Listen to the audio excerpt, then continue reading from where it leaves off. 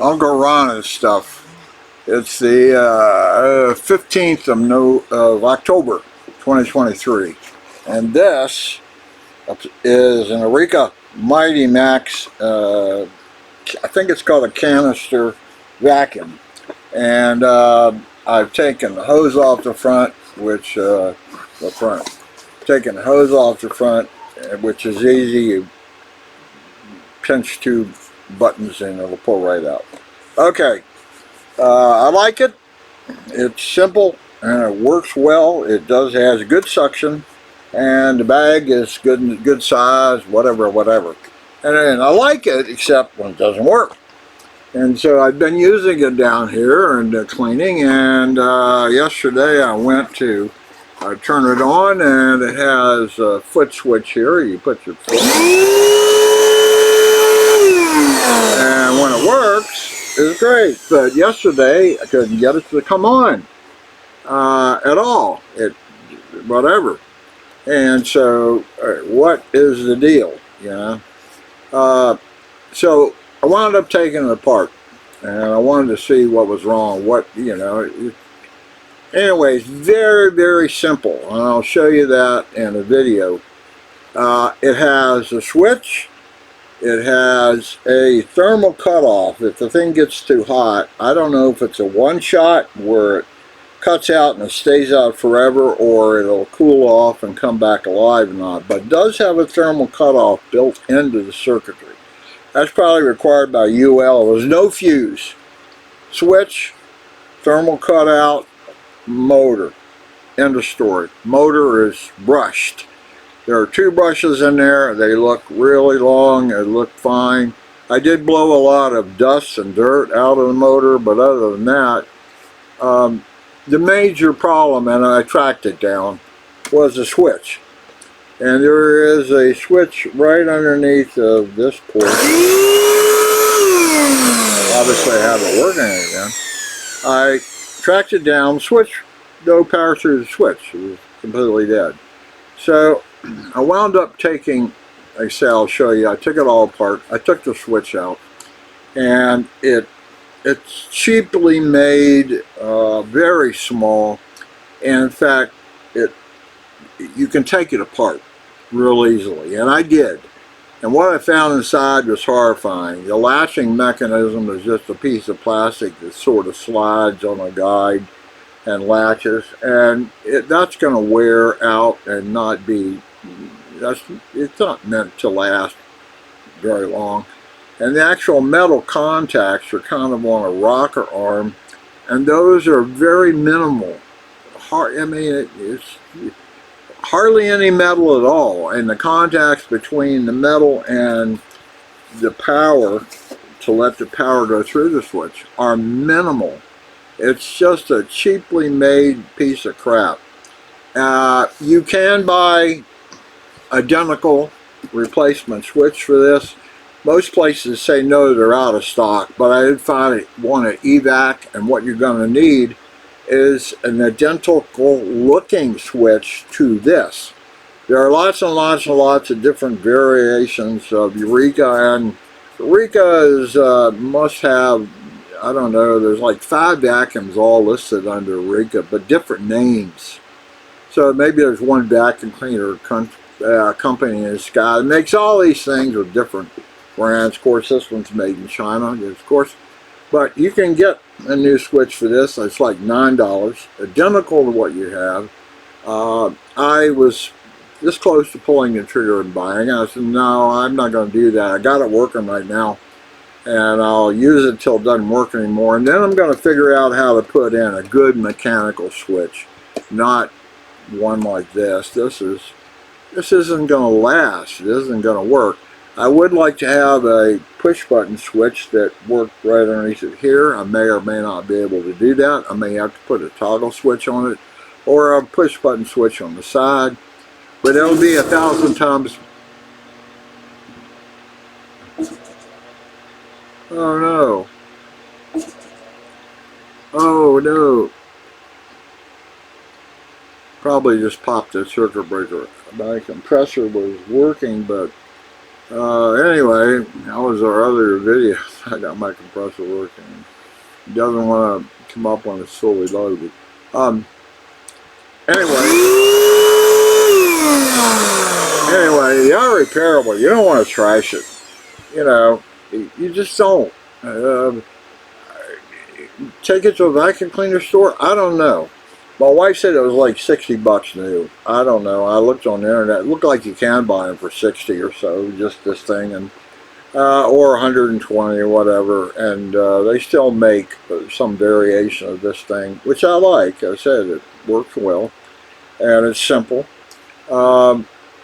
Taking it to a vacuum cleaner store, I don't know if it's worth doing that, because they're gonna charge by the hour, and the switch is really easy. Just again, you're gonna take this part off with 4 screws. You're gonna simply pull that switch straight out. Probably don't have one, have to order it, connect it, slide it back in, put it together. It probably should take 30 minutes. I mean, if they know what they're doing, it'll last 15 minutes. But they're going to charge $100, $200, whatever it is, and you can buy a brand new one. Now, brand new one's probably got the same kind of switch. So, I hate stuff that this is a throwaway. This whole thing, most people, they can't do nothing with it. They throw it away. And it's crappy because of the switch. Okay, enough of my ranting and raving about the thing. I'm going to show you the internals. And then I might have an ending piece, but whatever. This is a Eureka Might Mite, and the model was 3670.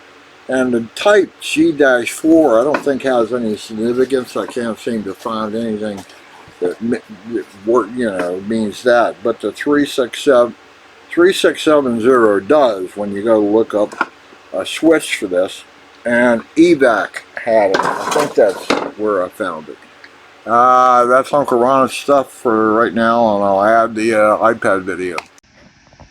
Okay, inside Eureka Might Mite, and you see the power cord right here, and it is the white and the black wire. Okay, here is the infamous switch that is crappy and won't latch. It did right there, but if you repeat it, it won't latch, and it's got a plastic slide on the inside, and it's worthless. But you can buy this actual switch off of from a vacuum store on the internet.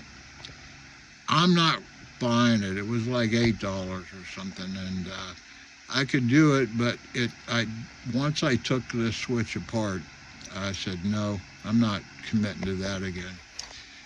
You have the switch, you have a thermal cutoff here if it gets too hot. I don't know if it thermally cuts out once and that's it. You got to replace this, or it resets itself after it cools. I don't know. The motor is brushed. Here's one set of brushes. Here's the other set of brushes. One of the things that I want to do before I forget is that this piece here, this rubber mounting piece, comes off. Okay, what you want to do, if you take it all apart, you want to put it back together, the best thing to do is take this off and put it in the this portion. You see, it's got a square box that fits down in here. I'll get it in here. You put it in. I got to get it the right way. Yeah. You put it in. I can't. I got it upside down again. Okay. You put it in like that. You see the. Still don't have it. Curved part. There we go.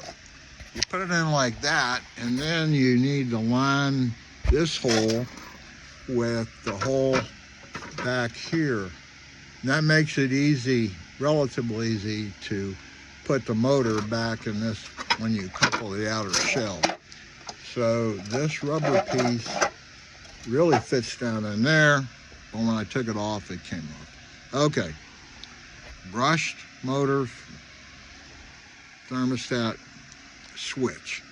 Okay, and I said I'm not going to use. I'm not buying one of these.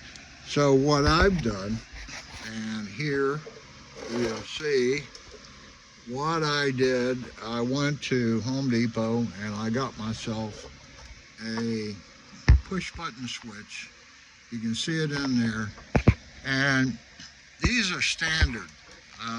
The shaft, the the metal shaft that sticks up out of the switch. These are standard sizes. So the switch I have is a push button and it latches just like it should. And you can buy these a lot of different places. And this one came with pigtails. And I've drilled a small hole. I cut this piece off the top, as you can see. Okay, and I had to drill a hole to mount the switch, and I drilled it as far back toward the rear as I could, and I've experimented, and you can hear that it latches, and I believe you can put your foot on it, and I think I've tried it, and it will latch. That's what I'm using to replace this crappy switch. The yellow tab right here, it's got, you can see where there's a crease in it, and it's relatively easy. That's meant to be a flexible joint. That's eventually going to fail. It's plastic. It's not metal hinge or anything.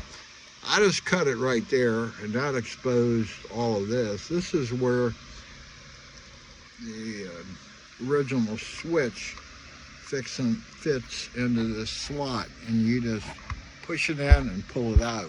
You can put your thumb in behind the switch and pull it out. And this guy, it fits in those little channels right there, and you just push it in and it latches. Again, I'm not doing that, so this is the solution I've come up with. You can buy this standard switch anywhere.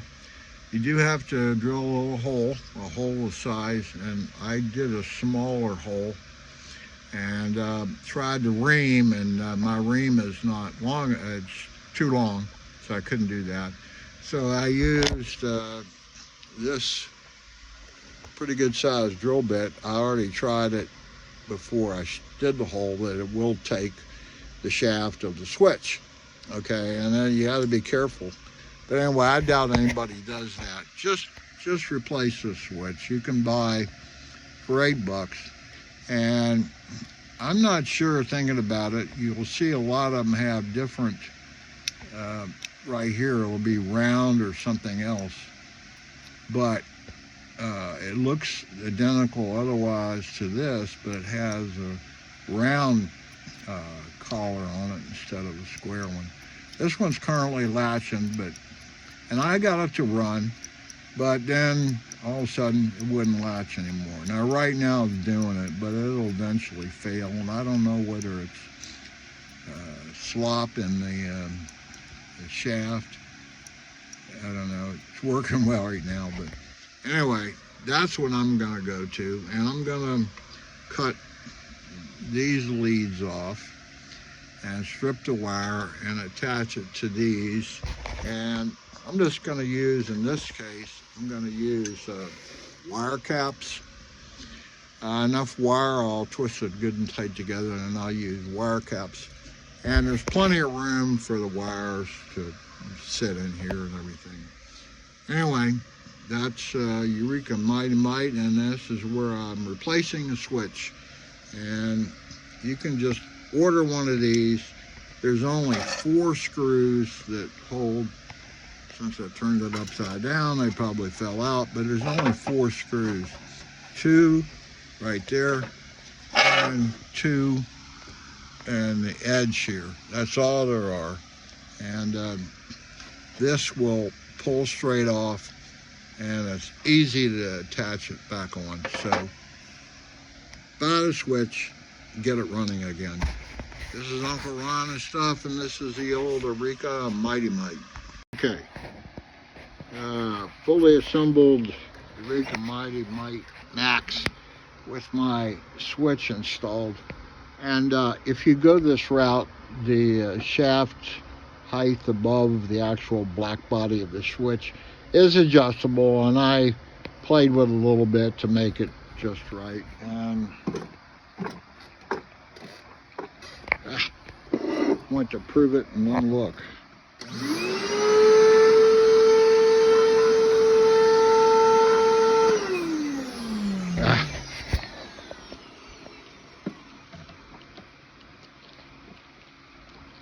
What?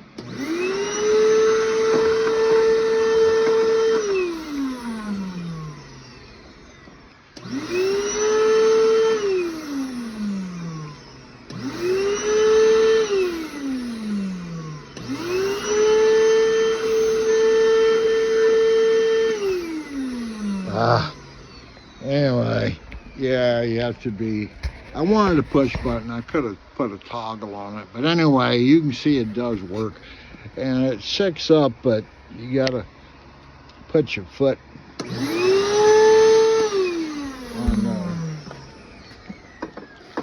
For some reason, I have trouble with my feet. Anyway, that's the end of that.